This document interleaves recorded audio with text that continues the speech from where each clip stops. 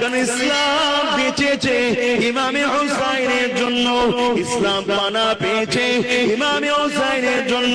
কারণ এটি চেয়েছিল পৃথিবীর জমিন থেকে আল্লাহ নবীর দিনটাকে মুছে দেবে। আজ দুনিয়া জমিনে অনেক জিদ আছে, তারা চায় দুনিয়া জমিনে শরাবের প্রতিশোধ করতে, তারা চায় দুনিয়াকে জিনার মধ্যে জড়িয়ে দিতে, তারা চায় দুনিয়ার মধ্যে গান শরাব বদমাইশি নাচ গান সুদ ঘুষ খুন খারাপি লুট এমন করে দুনিয়া জমিনে দাসত্ব প্রথাকে চালু করে দেওয়া। আল্লাহ নবী এগুলোকে বন্ধ করেছিল।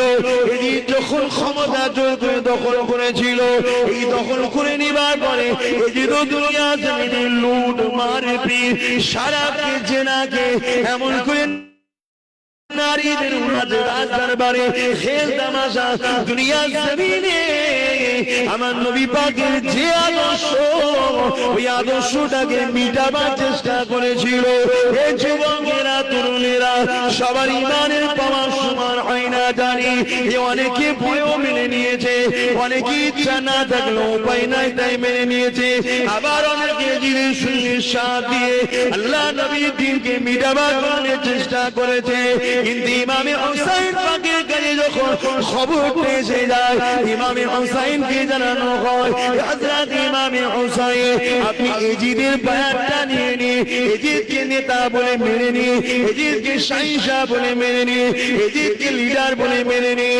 ইমামে হুসাইন বলেছিলেন আমি এজিদকে কখনো মানতে পারবো না, যদি এজিদ শরাবি না হতো তাহলে মেনে নিতাম, এজিদ যদি বিশরিয়াতি না হতো তাহলে মেনে নিতাম, এজিদ যদি নানা দিনকে শেষ না করার চক্রান্ত করতো তাহলে মেনে নিতাম। কিন্তু এজিদ আল্লাহ নবীর দ্বীনের খেলাফ, ওই এজিদকে সাপোর্ট করা মানে নিজেকে নানার দ্বীনের বিরোধী করে দেওয়া। আজ আপনারা ভেবে দেখুন, আমরা যদি কোনো সারাবিকে সাপোর্ট করি, নবীর উম্মতে নবীর দ্বীনকে মিটাবার চেষ্টা আমরাও করছি, যদি বলেন না করিনি তাহলে ইমামে হুসাইন কেন বললো এদিকে সাপোর্ট করা মানে নানা দ্বীনকে আমি হুসাইন ধ্বংস করতে চাইছি। এটি সেদিন সারাবি ছিল, এটি সেদিন বদমাইশ ছিল, এটি সেদিন জুলুম করতো, এটি সেদিন নারীদেরকে দেহ শোষণ করতো। আজ দুনিয়া জমিনে কেউ যদি এমন লোক নেতৃত্ব যায় যাদের মধ্যে খসলত গুণ রয়েছে, তাহলে আজকে দিনের এদেরকে সাপোর্ট করা মানে আমরা নবীর উম্মত বলছি, কিন্তু আমরাও নবীর দিনকে মিটাবার জন্য চেষ্টা করছি। এই নিঃশ্বাসের কোনো বিশ্বাস নাই, পরিবর্তন হয়ে যান, ফিরে আসে, আল্লাহকে ভয় করে নবীকে ভালোবাসে। নবীর দিনের যদি উপকার করতে না পারে, নবীর দিনে ক্ষতি করে ফেলবেন না, কারণ নবী আমার এই দিনের জন্য পেটে 3 দিন পাথর পেলে কাটিয়েছে। নবী আমার এই দিনের জন্য ঘর ছেড়ে দিয়ে পাহাড়ে গিয়ে 1 মাস গাছে পাতা ফল মূল খেয়ে আল্লাহ নবীর জিন্দেগি যাপন করেছে। নবী আমার এই দিনের জন্য নিজের পরিবারকে কুরবানি করে দিয়েছে। সেই নবীর দিনকে ক্ষতি করে ফেলবেন না, তাহলে দুনিয়া তো আল্লাহ লাঞ্ছিত অপমানিত বিরুদ্ধি করবে, আর আখিরাতে আল্লাহ পাক পা দুটোকে উপরে দিয়ে করে দিয়ে জমিনে দিয়ে মাথা করে বেউসুতি সঙ্গে জাহান্নামে দেবে। আর দুনিয়া জমিনে যদি একটু কষ্ট করে নবীর দিনের পক্ষে থাকতে পারে, অবশ্যই আল্লাহ পাক কিয়ামতের দিনে ইমামে হুসাইনের কাতারে আল্লাহ পাকে জান্নাতটা দিয়ে দেবে।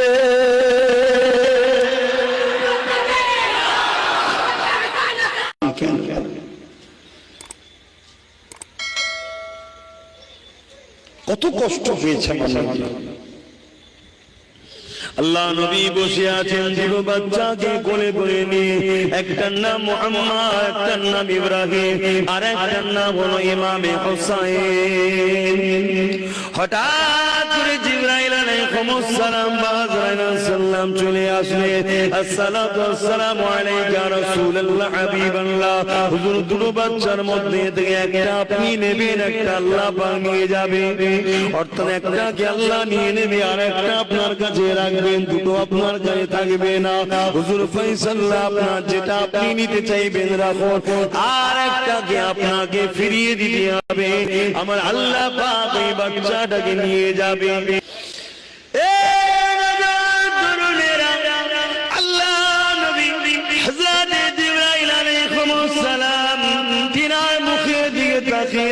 চোখের পানি ফেলতে লাগলে আল্লাহ নবী নূরের চোখের পানি ঝরে ঝরে ঝরে দাড়ি মুবারক দিয়ে গড়িয়ে গড়িয়ে পিরহানে পড়তে লেগেছে। নবী আমার একবার নিজের বাচ্চা হযরত ইসমাঈল ইব্রাহিমের দিকে তাকায়, আর একবার খাতুনে জান্নাতের জান নবী পাকের নওয়াজা হোসেনের দিকে তাকায়। একবার এর দিকে তাকায় আর একবার ওর দিকে তাকায়, আর দুটো বাচ্চা নানা নবী পাকের কোলে ছুটোছুটি করে, খেলা করে, কখনো কাঁদে ওঠে, কখনো ছুটে যায়, কখনো কোলে বসে। আল্লাহ নবী চোখ ভরা পানি নবী আমার ইমামে হোসাইনকে দিলেন না, নবী আমার নিজের বাচ্চা ইব্রাহিমকে দিলেন। ইব্রাহিম চলে গেলে আমি রাসূল কাঁদবো, আমার হোসাইন চলে গেলে আমি নবী কখনো দেখে সহ্য করতে পারবো না।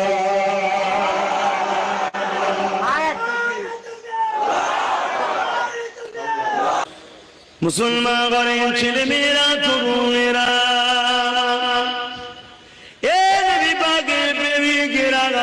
পরিবর্তন হবার জন্য মাহফিল আমরা দিই, পরিবর্তনের আশায় বসেন, মসজিদ গুলোকে আবাদ করে, মা বাপকে ভালোবাসে, গরিবদের হক আদায় করে, বড়দেরকে সম্মান করে, নবী পরিবারদেরকে তাজিম মহব্বত করে।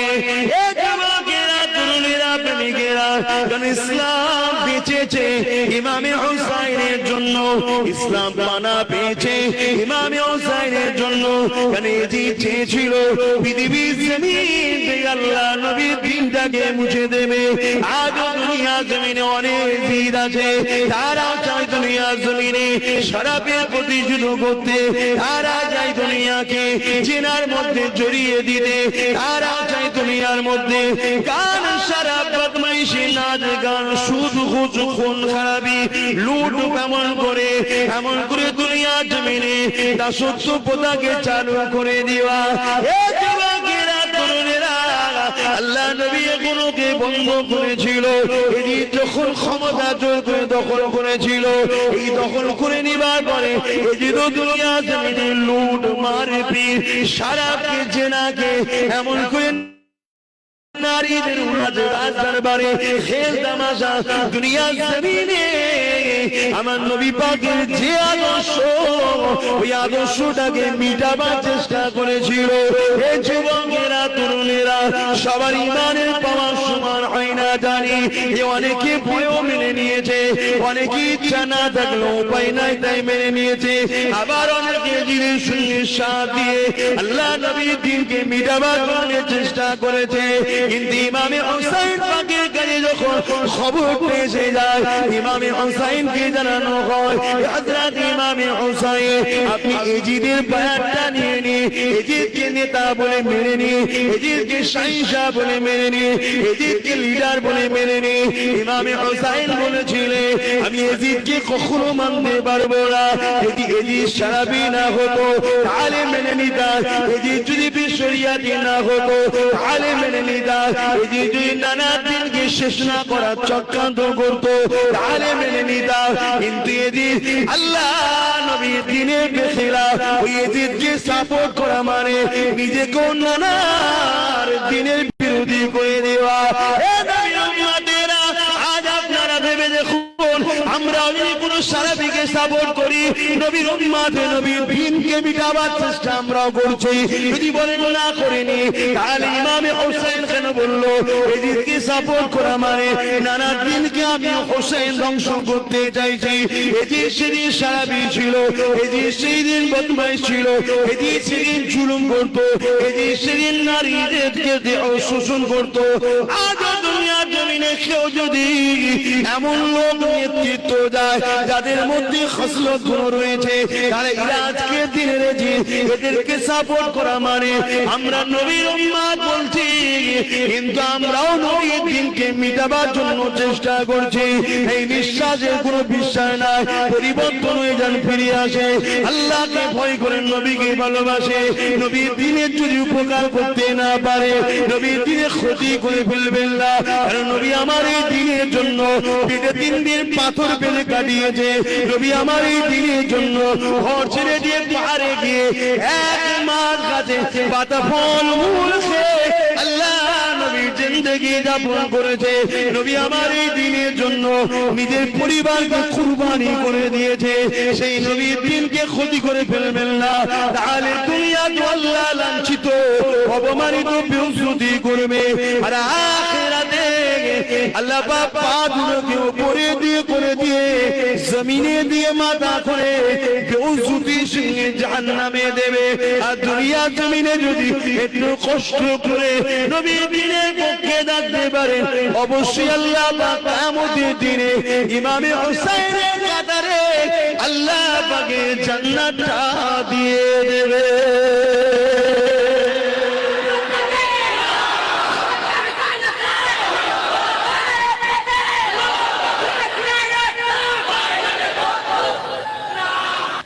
আর যদি আমরা ইমামে হোসেন পাকে দিকে একটু তাকাই, তিনার শিশুবেলার জিন্দেগিটা যদি একটু আমরা দেখি, অবাক হয়ে যাবে ইমামে হোসেনের শিশুবেলার জিন্দেগি কেমন ছিল।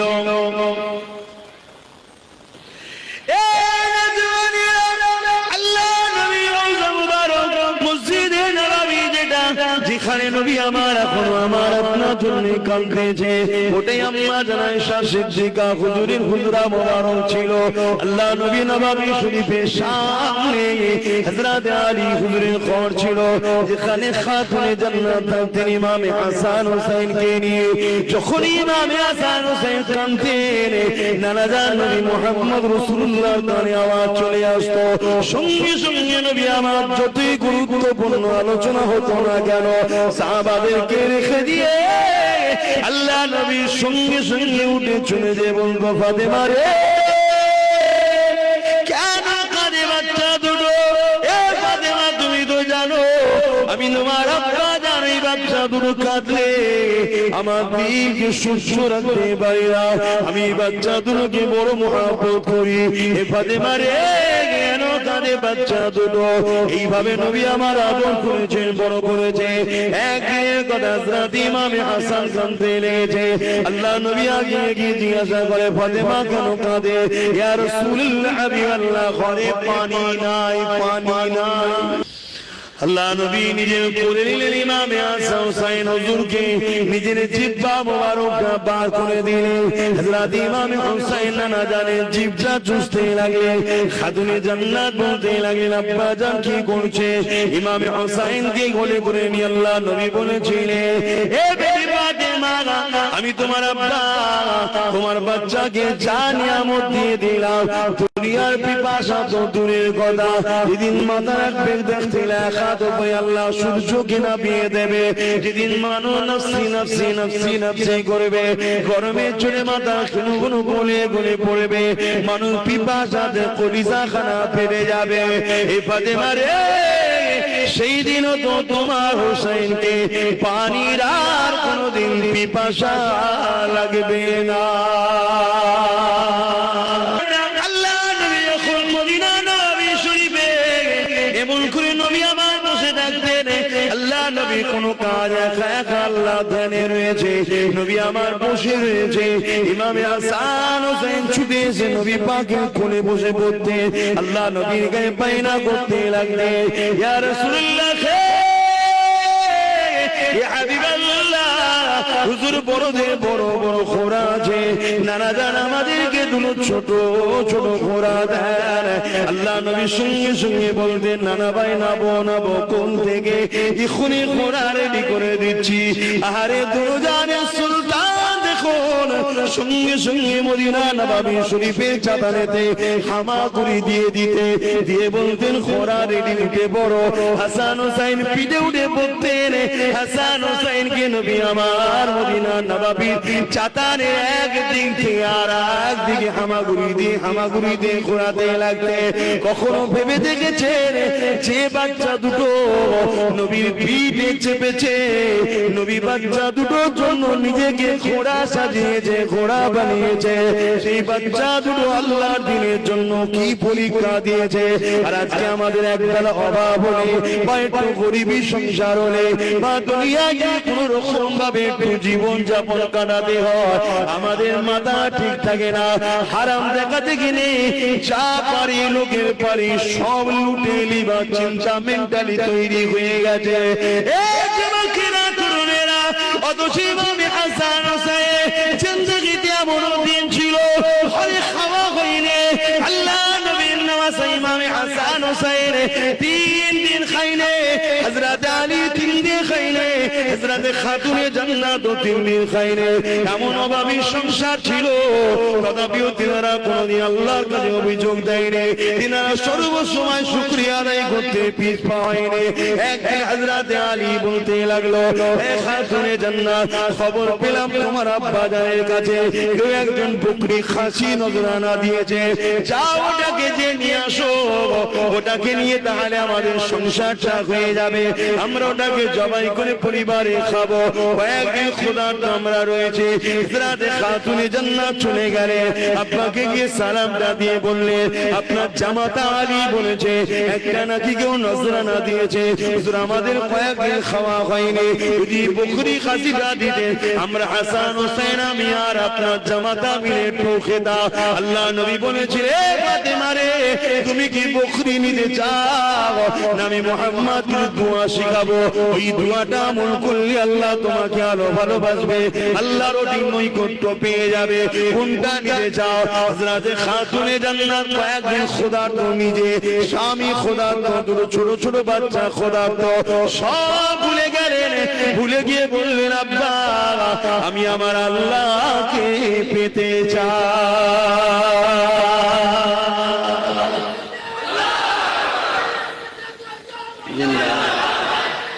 আল্লাহ কখনো কি রাত্রির সুবার সময় আল্লাহ নবীর কথা কি মনে পড়ে না?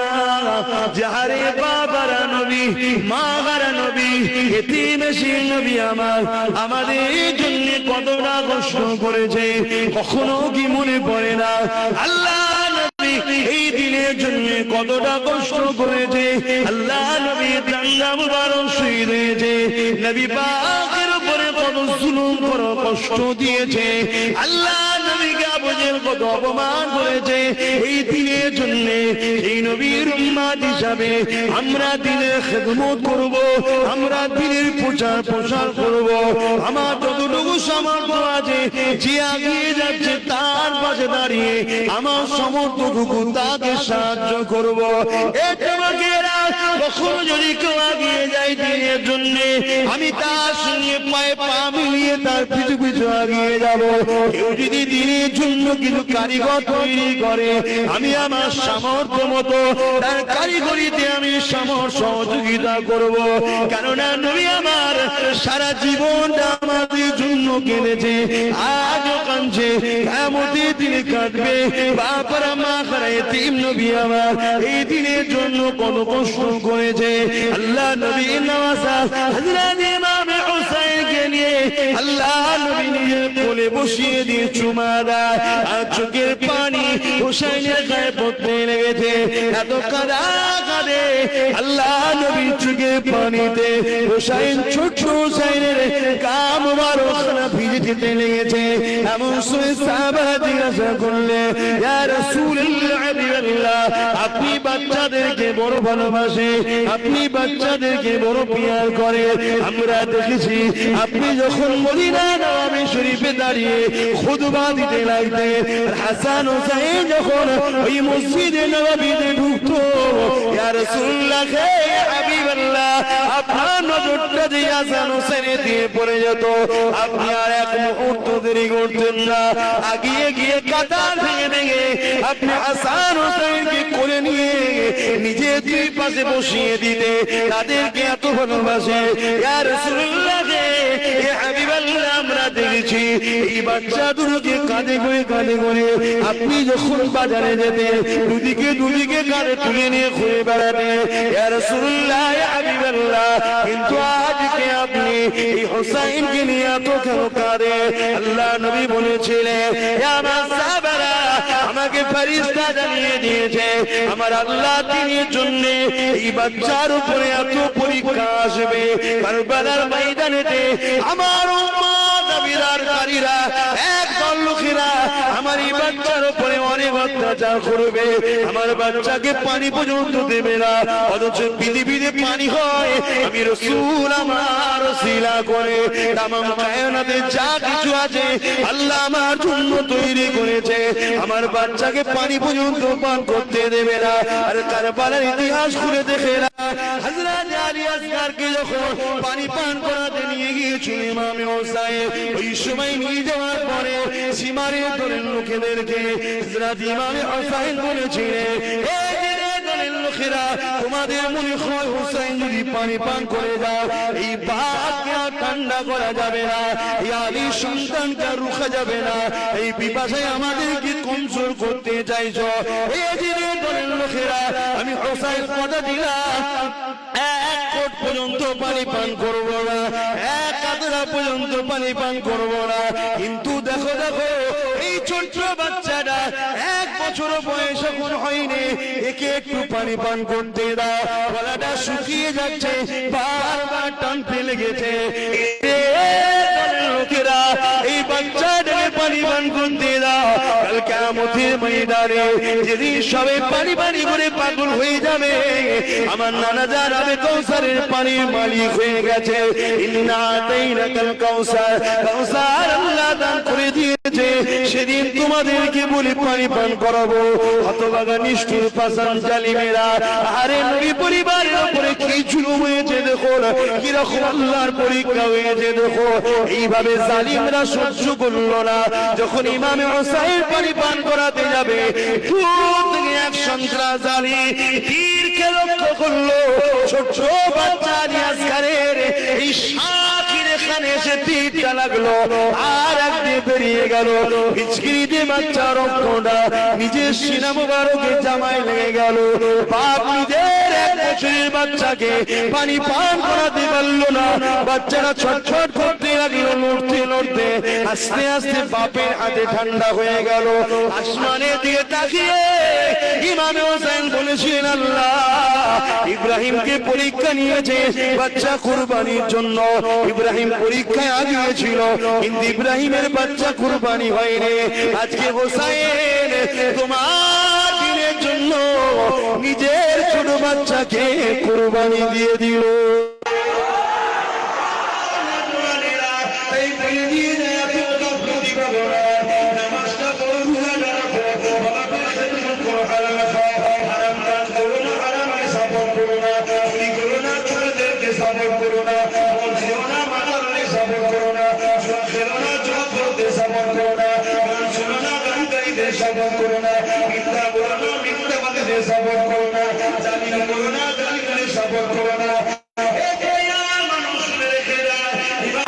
নিজের বাচ্চাকে নিয়ে নিজের স্ত্রীর কাছে ফিরে আসছে, নিজের স্ত্রীকে দিয়ে বলতে লেগেছে, তোমার বাচ্চা কোনদিন পানির জন্য আপনার করবে না।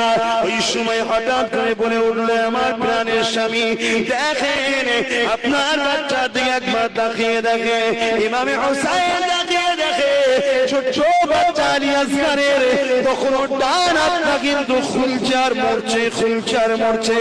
কেউ বলে উঠলো, ইমাম হোসেনের খুন প্রমাণ করে দিয়েছে, বাবা আমাকে একটা তরোয়ার দাও, নানা দিনের জন্য আমিও লড়তে চাই।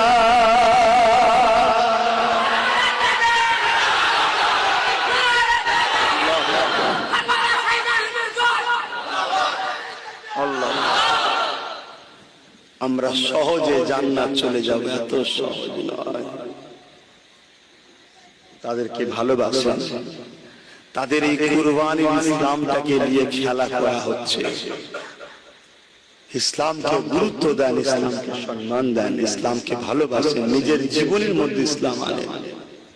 আহা, একটা একটা একটা কোন বাড়িতে যদি একটা লোক ইন্তেকাল করে বা কোন বাপের যদি একটা ছেলে মারা যায়, ওই বাড়িতে কত পাড়ার লোক আসবে, সবাই আত্মীয় স্বজন কাঁদবে, বাপ ছটফট করবে, কাঁদবে, তাকে সবাই বুঝাবে। ভেবে কখনো দেখেছে? তাহলে ইমামে হোসাইনের কি হয়েছিল? পুরো ঘরটা একেবারে উজাড় হচ্ছে, ৭১টা লাশ নিজের কাঁধে করে কারবালার মাঠ থেকে তুলে তাঁবুতে এনেছে।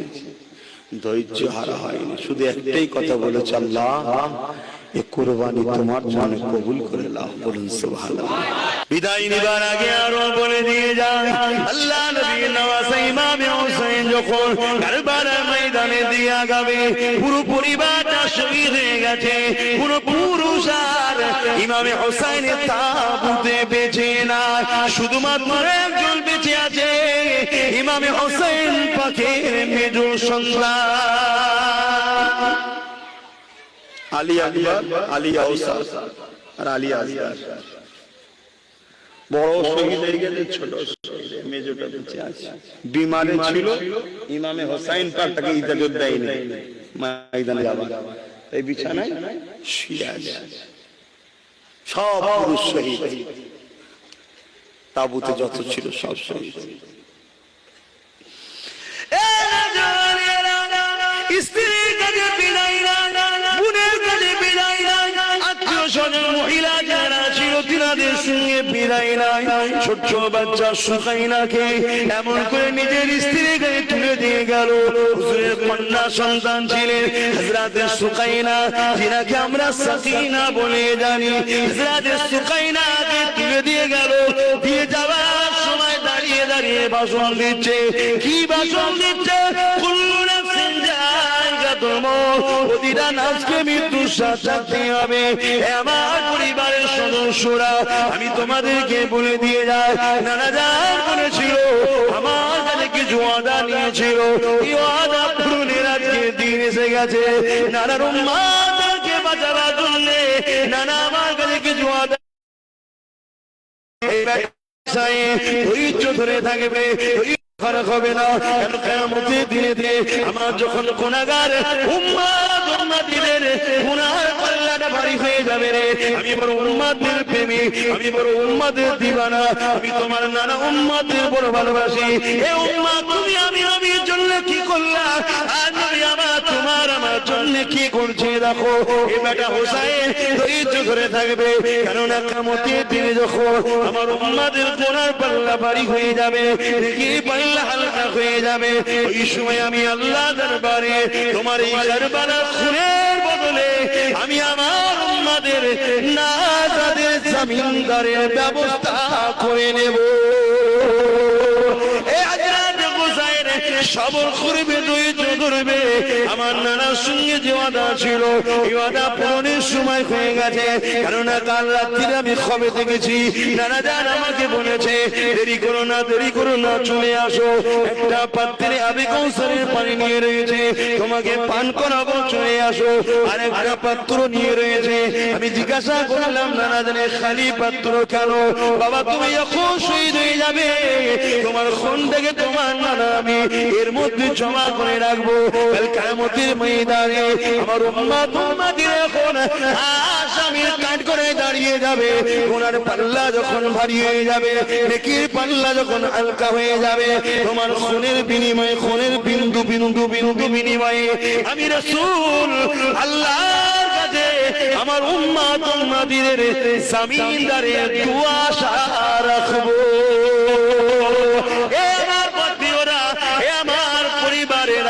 সবর করবে তোমরা, ধৈর্য খারাপ হবে না, কারণ মৃত্যু সবার অবশ্যই হবে। আমার পরে জানি না তোমাদের উপরে কি জুলুম আসবে, যতই জুলুম আসুক না কেন, নানা দিনের বেখিলাফকারীদের কখনো পক্ষপাতিত্ব নেবে না, ধৈর্যের সাথে পা ফেলবে, সবরের সাথে পা ফেলবে। অবশ্যই আল্লাহ পরীক্ষা না, সবরকারীর সাথে আল্লাহ রয়েছে। এই বলে ইমামে হোসেন নিজের ছোট্ট কন্যা সন্তানটাকে চুমা দিয়ে বুকে করে জড়িয়ে করে আদর করে, বাবা আমার বিদায় নিতে লেগেছে। ঘোড়ার পিঠে যখনই উঠে পড়েছে, যুদ্ধের লিবাসটা পরে এগিয়ে যাবে, ঘোড়াকে বলছে চলো, নানা দিনের জন্য চলো, নানা উম্মতদের বাঁচাবার জন্য চলো, সময় আমার হয়ে এসেছে। ইমামে হোসেন যখন আঘাতে লেগেছে, ঘোড়ার যেতে লাগছে না, ঘোড়াকে বারবার বলে, ঘোড়া যেতে লাগে না, ঘোড়া মাথাটা তুলে তুলে জমিনে দেখে কি দেখায়। ইমামে হোসেন কাঁধটা ঘুরিয়ে দেখে, ওই যে সুকাইনা কখন যাবে এসে ঘোড়ার পা জুড়ে গিয়ে জড়িয়ে ধরে বলেছে, ঘোড়া তুই যাবি ধরে, আমার পরিবারের সবাইকে যে বাহিনী নিয়ে নিল, আমার ভাই চলে গেল, আমার চাচতো ভাইরা চলে গেল, আমার ছোট্ট ভাই আলিয়াসরা চলে গেল, এরা আমার বাবাকেও শহীদ করে দেবে। এ ঘোড়া আমার আব্বাকে তুই নিয়ে যাবি না। এইভাবে সুকাইনা কাঁদতে লেগেছে। এবে যখন দুনিয়ার কোনো পরিবার কাঁদছে না, এটা দুনিয়ার কোনো বাচ্চা কাঁদছে না, জান্নাতের ঘরের রানী কাঁদছে, জান্নাতের ঘরের শাহজাদি কাঁদছে, আল্লাহ নবীর নওয়াজরা কাঁদছে, আল্লাহ নবীর বংশধররা কাঁদছে, যাদের জন্য আল্লাহ জান্নাত তৈরি করেছে, যারা কিয়ামতে জান্নাতের নেতৃত্ব দেবে, তাই পরিবারের একটা ছোট্ট কন্যা কাঁদছে। আল্লাহ নবীর নওয়াজা হযরত ইমামে হোসেন বললেন, ওই সুকাইনাকে বুকে করে জড়িয়ে ধরে আবার চুমা দিয়ে বললেন, বেটি তুমি তোমার আম্মার কাছে থাকো, আল্লাহ নবীর সঙ্গে নানা জানের সঙ্গে যে ওয়াদা করেছি, এই ওয়াদা পূরণের সময় এসে গেছে।